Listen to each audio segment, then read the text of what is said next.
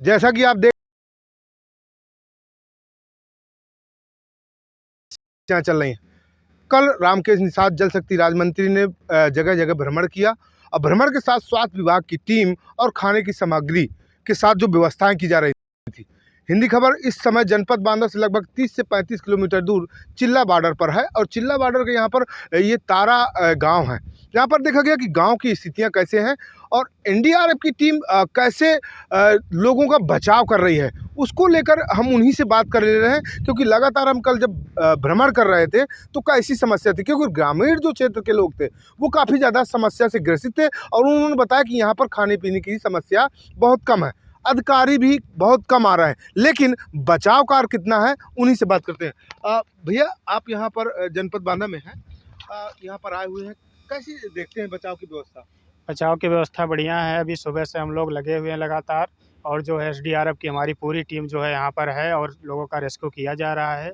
किसी प्रकार की किसी को समस्या है तो उसको इधर से पार कराया जा रहा है और सबको व्यवस्थाएं प्रदान की जा रही हैं। स्वास्थ्य व्यवस्था को लेकर अपनी टीम आप जाते हैं, अधिकारी जाते हैं, तो वहाँ पर कैसी कैसी समस्याएं आती हैं? स्वास्थ्य व्यवस्था को लेकर हमारा काम है कि हम जो है वहाँ से उनको रेस्क्यू करते हैं और इधर लाके प्रशासन को सौंप देते हैं। कितने गांव होंगे अब तक?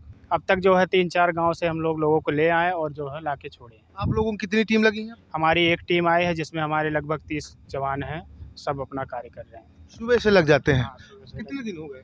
कल हम लोग आ गए हैं। कल आ गए। हाँ, प्रशासन की तरफ से हमें अभी बुलाया गया। आप यहाँ बाढ़ की स्थितियाँ कैसे देखते हैं? बाढ़ की स्थितियाँ यही है, पानी कुछ कम हुआ है।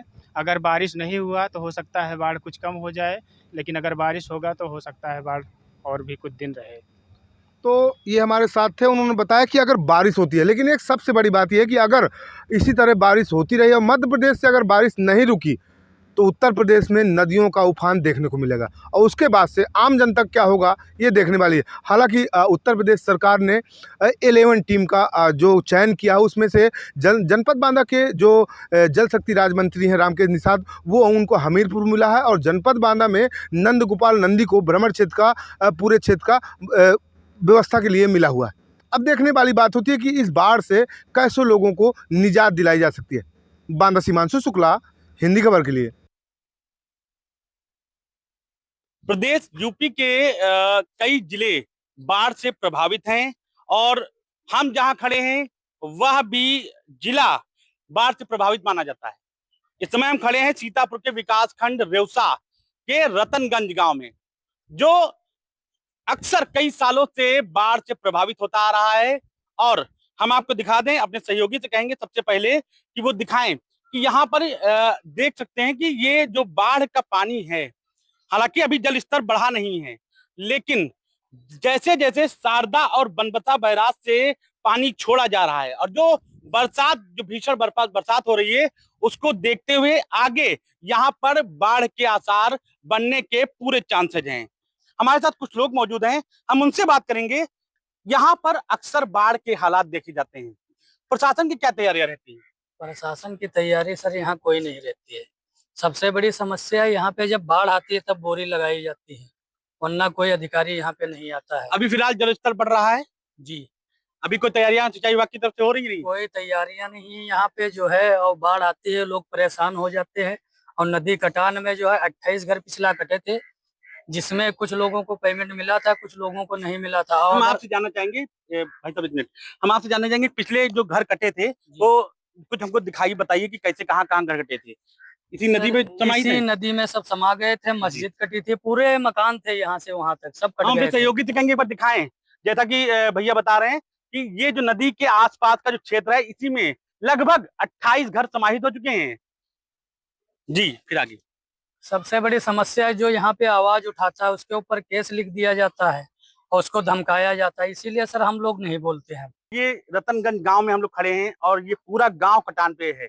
जी, गांव तो कटान पे है। गांव कई सालों से बाढ़ का मामला झेलता हुआ आ रहा है। प्रशासन से कोई तैयारी नहीं रहती है। यहाँ पर 0% काम को कागजों पे होता है, जमीन स्तर पे कोई काम हालांकि नहीं। आज ही एडीएम नीतीश जी का बयान आता है कि हमारी तरफ से पूरी तैयारियां कर ली गई हैं। आप यहाँ तो देख ही रहे हैं, यहाँ कौन सी तैयारी है। यहाँ कोई अभी तक कोई एक अधिकारी नहीं आया, बड़ा कोई अधिकारी नहीं आया, ना कोई सिंचाई विभाग का कोई बड़ा जेई भी नहीं आया यहाँ पे जो देखे यहाँ पे क्या काम हुआ है क्या नहीं हुआ। हमारे साथ कुछ और लोग मौजूद हैं, हम इनसे बात करेंगे। चाचा, क्या है बाढ़ की यहाँ की पोजीशन? पोजीशन भाई जो है सामने है आपकी, आप तो देख ही रहे हैं कि बाढ़ जब आती है तो यहाँ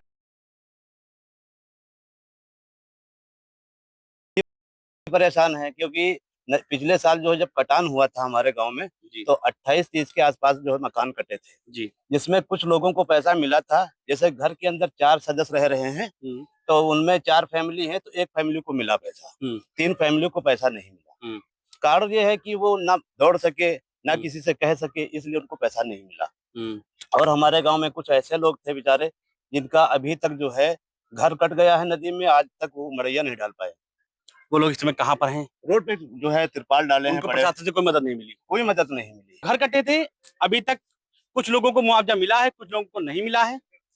जैसे चाचा जी को ही दिलासा मिल रहा है कि अब आएगा, अब मुआवजा मिलेगा, अब आपको लाभ मिलेगा, लेकिन अभी तक कोई लाभ नहीं मिला है। बात की जाए तो आज ही सीतापुर एडीएम एफआर नीतीश कुमार जी का बयान आया जिसमें स्पष्ट बताया गया कि बाढ़ प्रभावित क्षेत्रों के लिए पूरी तैयारी की जा चुकी है।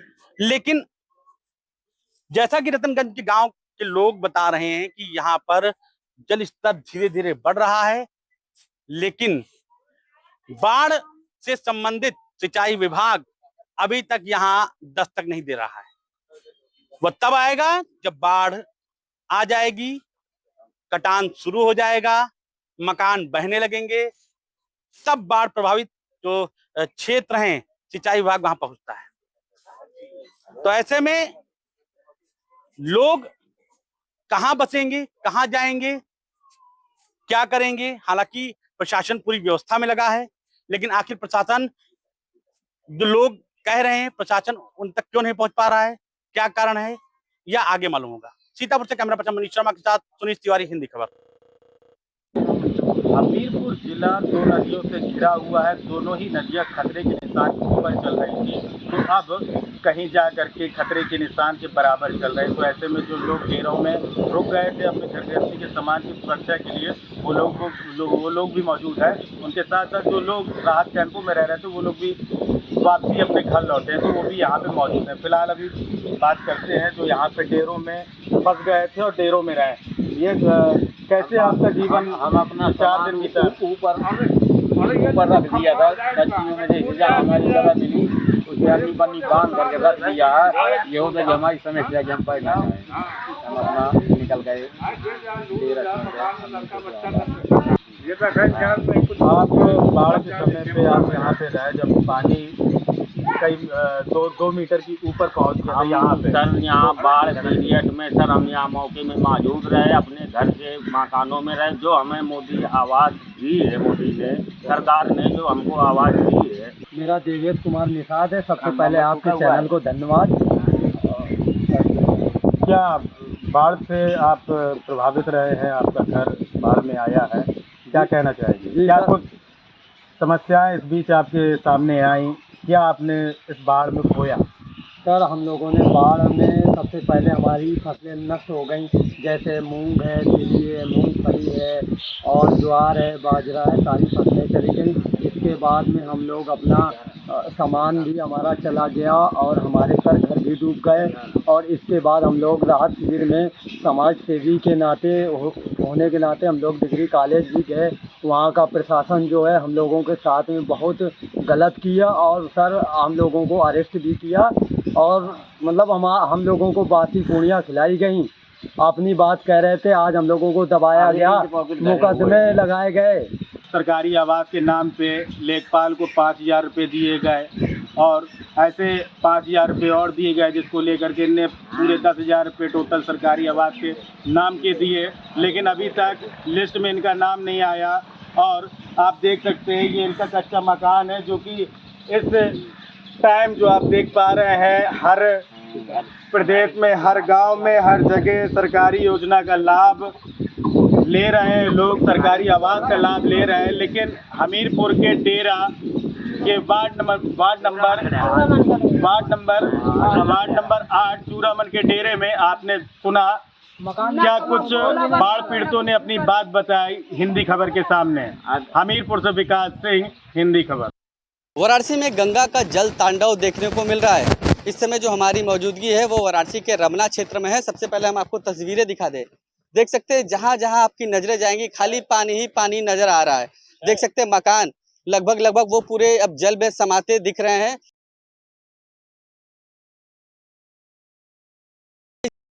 इस समय जो हमारी मौजूदगी है वो एक सड़क पर है, लेकिन सड़क आपको कहीं नजर नहीं आएगा, केवल पानी ही पानी नजर आएगा। तो देख सकते हैं किस प्रकार की यहाँ की तस्वीर है और यही तस्वीर इस क्षेत्र में लगभग कई किलोमीटर दूर तक है। और बताया ये भी जा रहा है कि यहाँ से गंगा नदी करीब 2 से 2.5 किलोमीटर दूर है। लेकिन तस्वीरें आप देख सकते हैं कि किस प्रकार से जल का जो प्रलय है, जल का जो तांडव है वो देखने को मिल रहा है। और यहाँ पर तमाम जो खेत है वो अब जल में समा चुके हैं। तो कहीं ना कहीं जो यहाँ के किसान हैं उनको भी भारी समस्याओं का सामना करना पड़ रहा है। कुछ लोग हमारे साथ यहाँ मौजूद हैं, उनसे भी बात करेंगे, समझेंगे। क्या नाम पड़ेगा भाई साहब आपका? संजय पटेल। यहीं रहते हैं? जी हाँ। क्या कहेंगे जिस हिसाब से ये गंगा का ये जो जल प्रलय देखने को मिल रहा है, कितना समस्या आप लोग को हो रहा है इससे? बहुत काफी समस्या हो रही है, खेत पर आने जाने में समस्या है और प्लस दूसरी बात सारी सब्जियां हम लोग की डूब चुकी है, जिस पे हम लोग आश्रित रहते हैं, उसी से हम लोग का जीविका चल रहा है। इस समय सब गंगा में समा गई है, कुछ भी हम लोगों के पास नहीं है इस समय। अब जा रहे हैं उस पर, देख रहे हैं कुछ बचा हुआ है। प्रशासन की तरफ से कोई अधिकारी वगैरह आपसे मिला, कोई जनप्रतिनिधि? कोई मिला नहीं, न तो किसी प्रकार का मदद मिला है अभी तक। आज 3 दिन पानी को हो गया यहाँ पे, अभी कोई किसी प्रकार का मदद नहीं मिला है, न कोई देखने के लिए आया है। कितनी दूर तक यहाँ पर पानी का जो पहरा है? अब पानी का पहरा तो मान के चलिए बहुत काफी दूर तक है, जो कि हम बयान नहीं कर सकते हैं। यहाँ से लमसम गंगा 2.5 किलोमीटर दूरी पे होंगी यहाँ से। अब ये सोच लीजिए गांव के नजदीक एकदम पूरा सब ये सब घर मकान सब डूब रहा है। अभी तक कोई आया नहीं है। कोई एनडीआरएफ वगैरह? नहीं, कोई नहीं। कोई सरकारी सुविधा जो भी है कोई अभी मिली नहीं है यहाँ पे। जो फंसे हुए जो जहाँ, हाँ, जो जहाँ है तहाँ फंसे हुए हैं। एक नाव का बस यही नाव का सहारा है, वो भी 2 दिन बाद चल रहा है, आज आया है 3रे दिन। आप लोग अपने मतलब पैसे जुटाकर नाव से अपना? हाँ, ये प्रधान के माध्यम से आया है। कहो क्या कहेंगे आप, क्या कहेंगे, कितना दिक्कत हो रहा है? बहुत ज्यादा काफी दिक्कत हो रहा है। सब सब्जी बुड़ गया है, कुछ बाढ़ सब बह गया है। हमने के आने जाने में बहुत दिक्कत है। सब्जी में कोहड़ा है, लौका है, कदुआ है, सेम है, सब उड़ गया है। घरों में भी समस्या है? घरे में पानी अब पहुँचे ही वाला है। घर में भी पानी अब मतलब दस्तक दे रहा है आप लोगों को? पहुँचे। खेत पूरा डूब चुका है? पूरा डूब गया है। किस चीज की खेती यहाँ पर आप लोग की? हम लोग की मुख्य खेती है सेम और करेला, जो कि पटना, बिहार, कलकत्ता, महाराष्ट्र हर जगह यहाँ तक कि विदेशों तक जाता है ये सब्जी, जो कि मुख्य खेती है। यही अक्टूबर में निकलना चालू होगा और अभी सब समाप्त हो गया। अब तो हम लोग मतलब किधर का भी नहीं रह गए, क्योंकि उसी पे हम लोग डिपेंड रहते हैं। जो भी बच्चों का पढ़ाई लिखाई, खाना खर्चा जो भी है सब इसी से चलता है। तो सब नष्ट हो गया, तो अब समझ में नहीं आ रहा है क्या करें हम लोग। कुछ मदद मिल जाएगा तो कुछ हल्का हो जाएगा बोझ।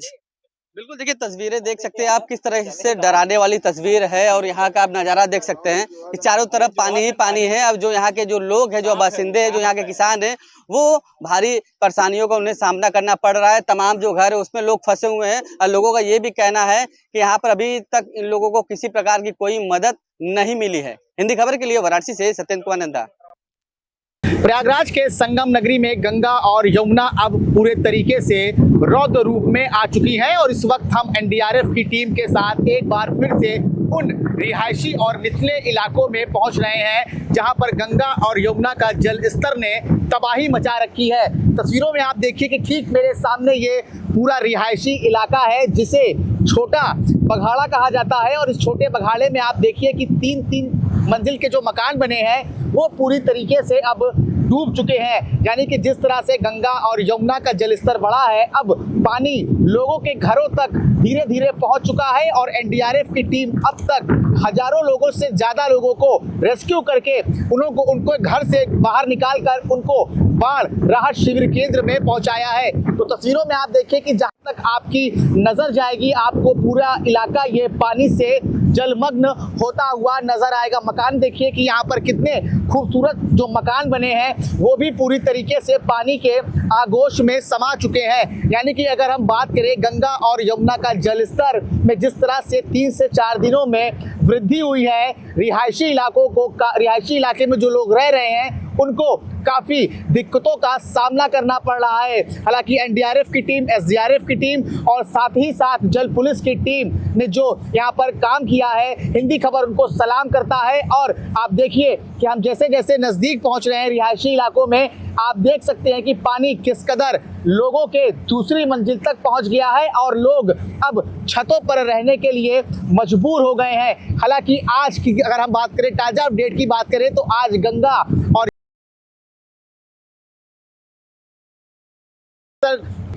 मामूली बढ़ोतरी रिकॉर्ड की गई है। तो तस्वीरों में देखिए कि हम अब छोटे बघाड़े के इलाके में पहुंच गए हैं और तस्वीरों में आप देखिए ये पूरे मकान जलमग्न हो गए हैं। और इसी तरह से लगातार 3 से 4 दिनों से लगातार एनडीआरएफ की टीम रेस्क्यू ऑपरेशन कर रही है और हम एनडीआरएफ की टीम के साथ इस वक्त छोटा बघाड़ा में मौजूद हैं। तो तस्वीरों में देखिए कि पूरा ये इलाका आपको देख सकते हैं जलमग्न हो चुका है और यहीं पर 6 महीने पहले महाकुंभ का आयोजन किया गया था, यानी कि महाकुंभ में श्रद्धालुओं का जनसैलाब आया था। लेकिन अगस्त के महीने में गंगा और यमुना ने जिस तरह से बढ़ोतरी हुई है, तो आप कह सकते हैं कि अब ये पूरा इलाका जल सैलाब में तब्दील हो चुका है। तो तस्वीरों में आप देखिए कि हम अब छोटा बघाड़ा के गलियों में भी पहुंच रहे हैं और तस्वीरें हम आपको हिंदी खबर के माध्यम से अलग अलग जगह से जो बाढ़ की स्थिति है वो हम आपको दिखाते हुए चले आ रहे हैं। एनडीआरएफ के कुछ जवान हैं, हम उनसे बात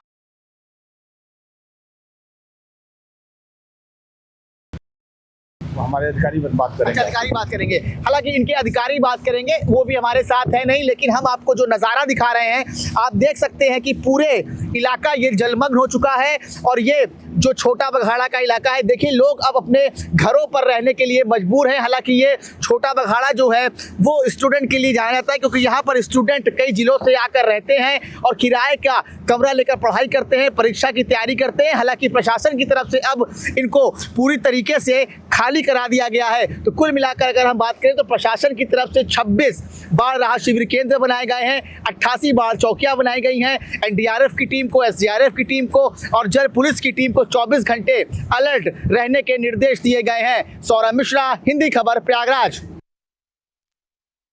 साथियों, मैं अभी स्टीमर से होते हुए अभी मैं मितई ग्राम सभा में पहुंच रहा हूं और मैं बता दूं कि कमर के बराबर ये पानी, यहां तक जो मेरा पैंट ये भीगा हुआ देख रहे होंगे, इतनी जो है पानी मुख्य मार्ग पर लगी हुई है।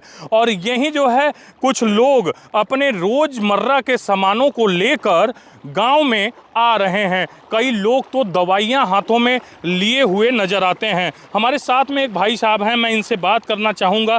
ये दवा कहाँ से लेके आ रहे हैं? क्या दवा पहले से आप नहीं रख पाए? क्या नहीं सर, कहाँ से? पशु का तबीयत खराब हुआ, उसके लिए हम गए दवा लेने। जब आए तो यहाँ पे पानी लगा हुआ है और इससे आगे और अधिक पानी है। नाव का इंतज़ार किए 6 बजे से, नाव करीब 10 बजे आई। फिर हम लोग जा कर के दवा लिए और दवा लेके हम लोग जा रहे हैं पशु के लिए। अच्छा जी, ये जो स्थिति है इससे कितने लोग आपके ग्राम सभा में प्रभावित होंगे? कितने लोग निकल पाए होंगे? हाँ, हमारे गांव में सर जो इस समय जितने मकान हैं उनमें से 40% लोग प्रभावित हैं इस बाढ़ से। अच्छा, उनके घरों में पानी हो चुका है। कितनी ऊंचाई तक पानी होगी? पानी किसी के घर में 1.5 फीट घुसा है, किसी के घर में 1 फीट है, किसी के 4 फीट है। अच्छा, इसमें देखा जाए तो प्रशासन का क्या जो तैयारी जो है इस विषय को लेकर है? कोई संपर्क किया या फिर आप लोगों को लंच पैकेट या फिर दवाइयों के लिए कोई संपर्क किसी प्रकार का? नहीं सर, अभी यहाँ पे हमारे यहाँ कोई भी संपर्क नहीं किया गया है। केवल 2 नाव आई हैं जिनसे हम लोग ये दवा वगैरह ला रहे हैं। अन्यथा न कोई अधिकारी आया है गाँव में, न तो कोई नेता आया है।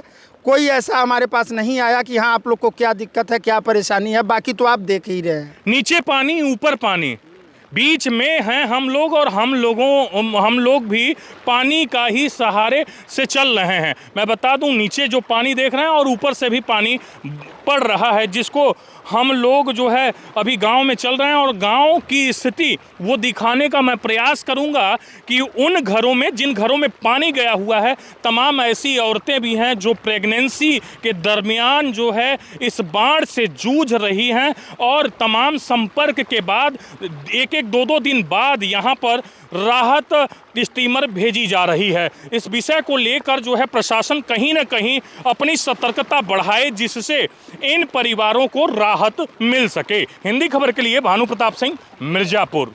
साथियों, जैसा देख पा रहे होंगे कि मेन रोड से मैं अंदर घुसा और अंदर आने के बाद 2 स्टीमर यहाँ मितई ग्राम सभा और बगल के बेदापुर, कई ऐसे 2-3 ग्राम सभाओं के लिए 2 स्टीमर लगाए गए हैं।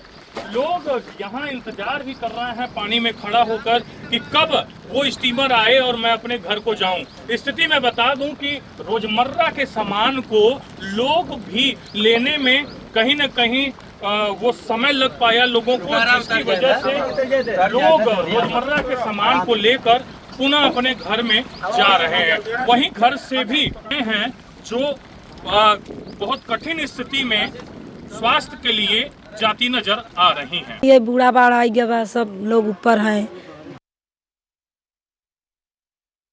परेशानी भी है, खाने पीने का सब दिक्कत है, यही सब हमारी परेशानी। अभी तक कोई यहाँ संपर्क करने आया नेता या फिर कोई नहीं आया, कोई अधिकारी नहीं, कोई नहीं, कोई नहीं आई, कोई नहीं। देखो खाना जगह नहीं बा, टीना में धर के खाना बनावत है, पानी कुल घरे में भर गया बा, कोई घर में सब बहरे कहाँ जाए, सब रहे दुआरे घरे ऐसे आन के घरे बकरी छेड़ गैया गोरू सब बांधत है। हम सब लोगों को फ्रेश होने में, जैसे शौचालय जाने में, शौचालय कुल कुछ नहीं बुड़ गया बाटे, कहीं नहीं ठिकान बा, बहुत दिक्कत बा है, कुछ नहीं, कथो सुविधा नहीं बा, पानी बुड़ गया, चापाकल बुड़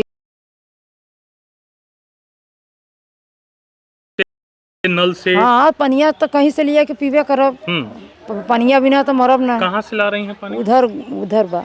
कितना दूर है? एक खेत है बा, भर जाता है तो फिर वो घरे वो उधर गांव में जाए हुई, गांव से ले आए हुई। अच्छा। पानी इधर सबका नल बुड़ गया बाटे। अच्छा। एको नल नहीं, खाली बा सब पूरा, और कोई नल खराब बा, रोड के मारे पानी बहे के मारे कोई बनवावे नहीं देता टे, वही में ऐसे बा, वही में पानी।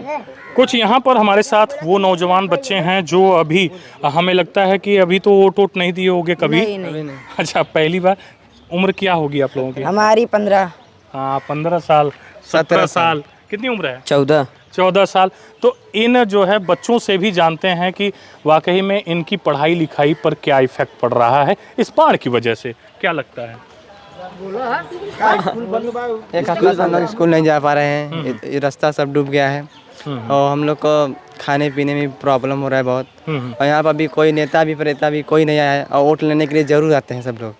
अभी कुछ भी कोई खबर भी नहीं भी यहाँ पूछे, यहाँ सब लोग डूब रहे हैं या कुछ भी हो रहा है। 18 पूरा नहीं हुए हो कि नेता लोगों को देखना इतना जो है, मतलब सब डूब रहे हैं। तो सर आना चाहिए ना, हम लोग भी तो इंसान कोई भी आए, अधिकारी आए, नेता आए, समाज सेवी आए। नहीं सर, इनके फैमिली वाले तो नेता को वोट देते हैं। हाँ, हमारे परिवार में दादी है, सब लोग देती है ना, उनको लिए तो आना चाहिए। हम लोग के लिए तो इनको हमारी दादी है, हमारी यहाँ दादी देव बीमार, इन लोग का कुछ नहीं, कैसे बाहर लेकर जाएंगे हम लोग? छोटे बच्चों में जब ये सवाल उत्पन्न हो रहा है तो ये सवाल आज नहीं तो कल पूछे ही जाएंगे। सवाल तो बनता ही है। जिस प्रकार से गांव में स्थिति अभी व्यापक तरीके पर देखी जा रही है, वो कहीं ना कहीं एक बड़ा सवाल भी खड़ा करता नजर आ रहा है।